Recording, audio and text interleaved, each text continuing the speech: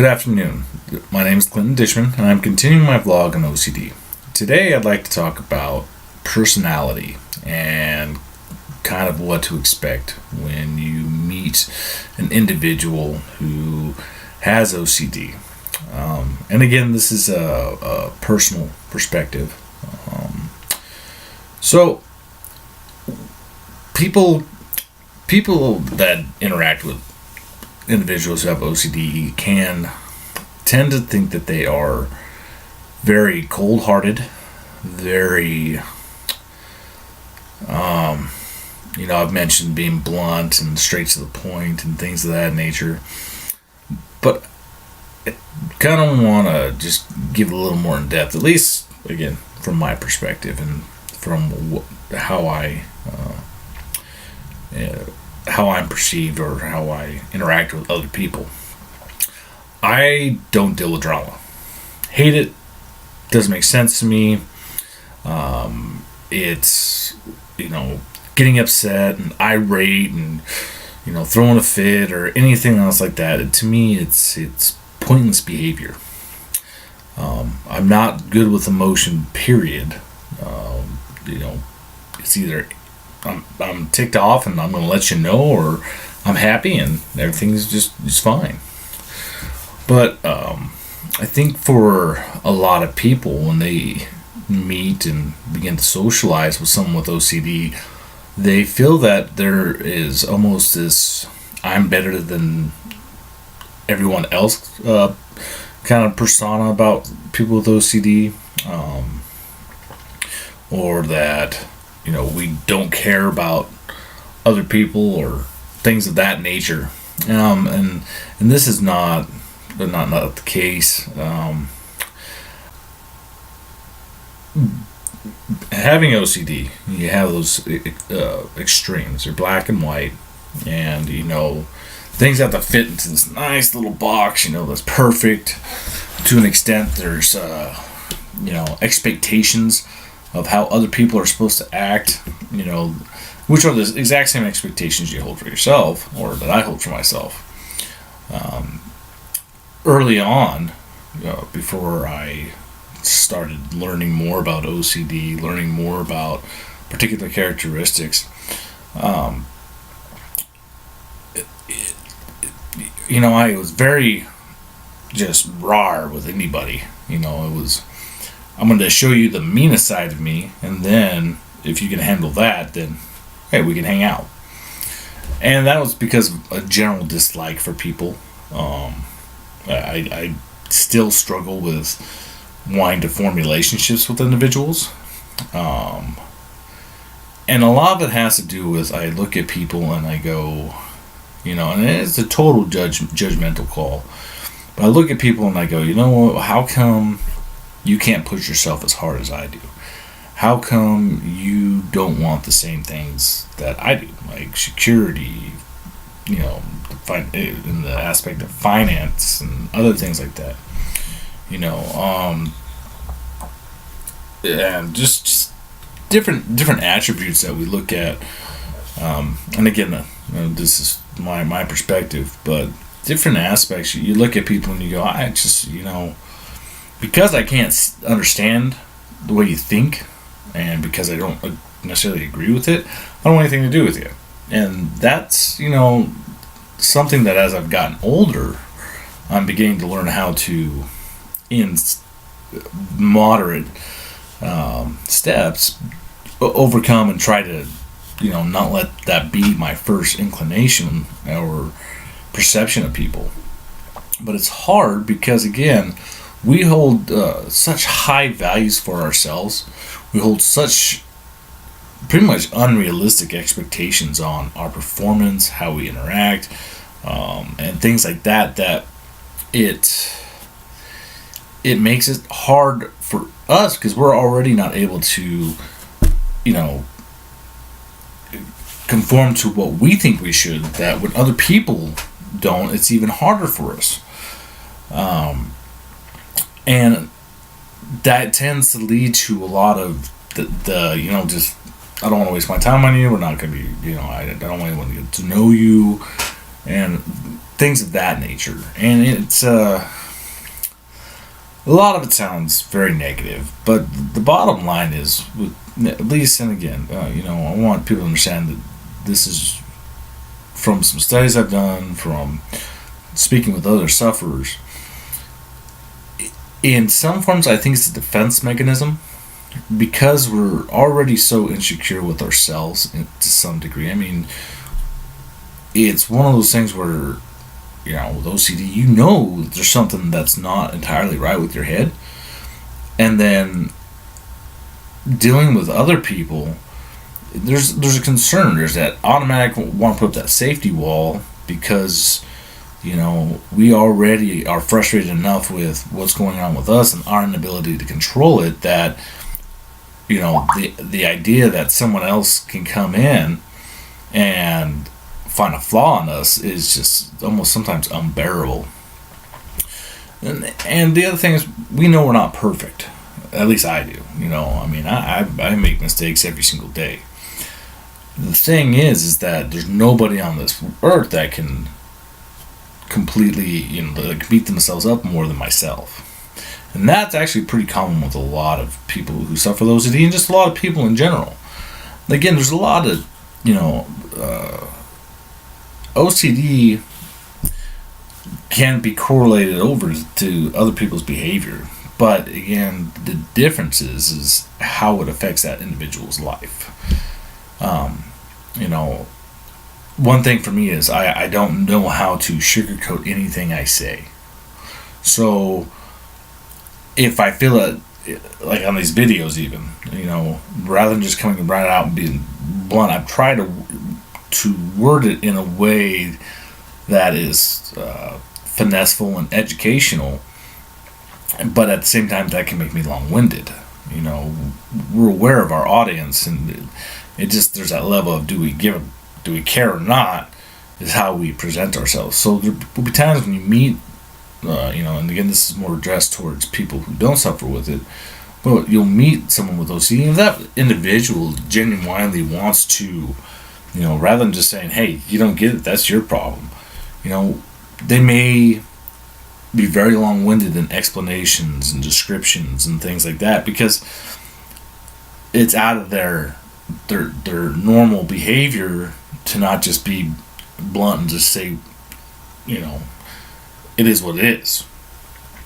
And then you get the other aspect where, given a different audience, one in which either we don't find a lot of value in or just don't frankly care, you get the very blunt and the very direct and, again, almost cold-hearted, just mean individual, which isn't true.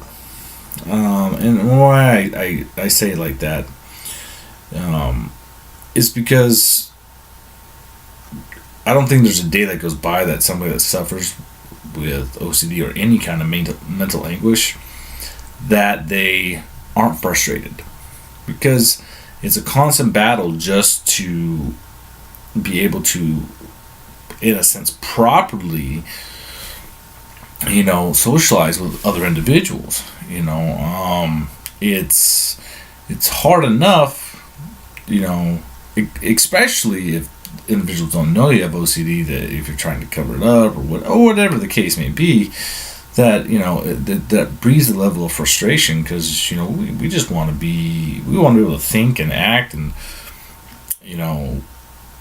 in a sense just be able to mesh in with the crowd and go unnoticed. But it's unfortunate that's typically never going to happen.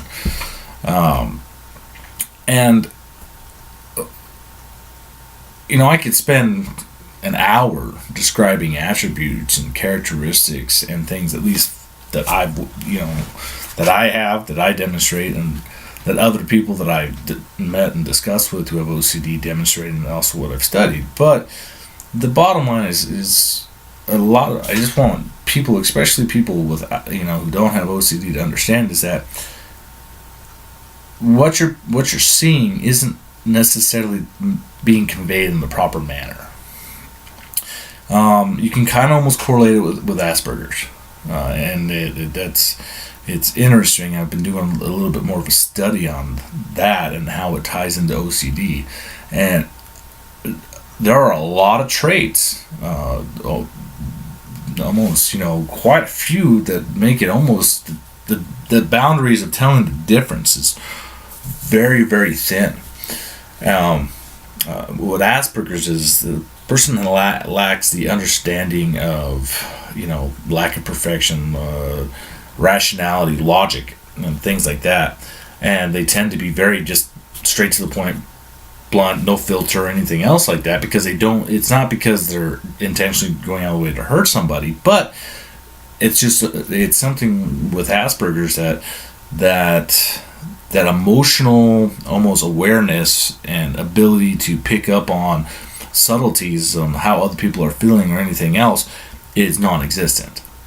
Now, with people with OCD, it's similar. Like, I look at things, if I have to go to work and I'm at work and let's say a loved one passed away, my focus would still be on work. Not because I don't care about that person that passed away, but logically I'm like, well, the thing's done. There's nothing that I can do about that right now. But I can, finish my day out, finish my job, and earn money. And so logically I'm like, hey, that's the right approach. But at the same time, and again, this comes with learning and understanding yourself and understanding what's going on in your head, is that's really not the case. Because I think that a lot of things that get misconstrued as the cold hardness, just since we don't understand how to, just like anybody else, really, if you don't understand something, you veer away from it. It's a taboo. It's weird. So like sorrow and emotion and that fluffy, warm feeling fake persona that people sometimes portray. Well, that is not going to be the case with people with OCD or, in a lot of respects, other mental, disabilities. It's going to be quite the opposite. They're going to be the ones that, it's a funny joke, I'm that friend that you have to warn your other friends about because I have no filter.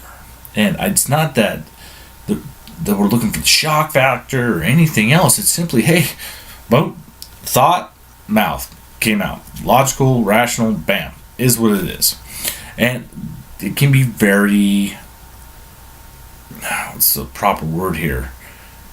It can almost be interpreted as being very inconsiderate and unkind towards other people. And then when questioned, it's like, what do you mean? I'm just telling you the truth. It's not like I'm trying to hurt your feelings or anything else. I'm just being legit. And this would be a 2-hour-long segment on just trying to explain that aspect. But the biggest thing to explain is that it's not out of malice, it's not out of a lack of care or concern or anything else like that.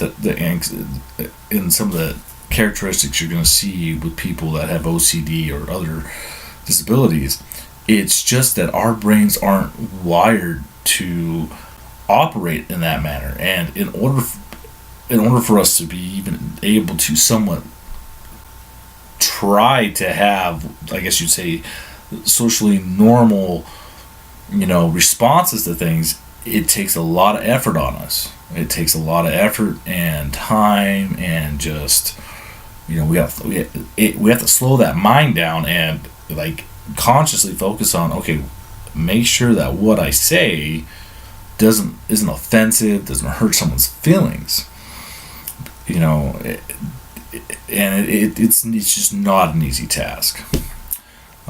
Overall, for people that suffer with OCD, and I'll say in every single one of my vlogs, educate yourself, learn, and try to pick up on, ways to offset some of the, and I don't want to say it's negative behavior, because it's not. It's just the way we operate. But maybe try to find ways to focus on,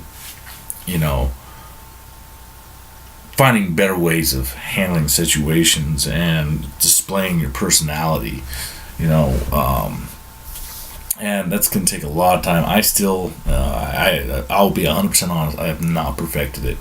To be quite honest with you, most people will say that, oh yeah, Clint, that jerk, the a-hole, the guy who has no filter or something like that.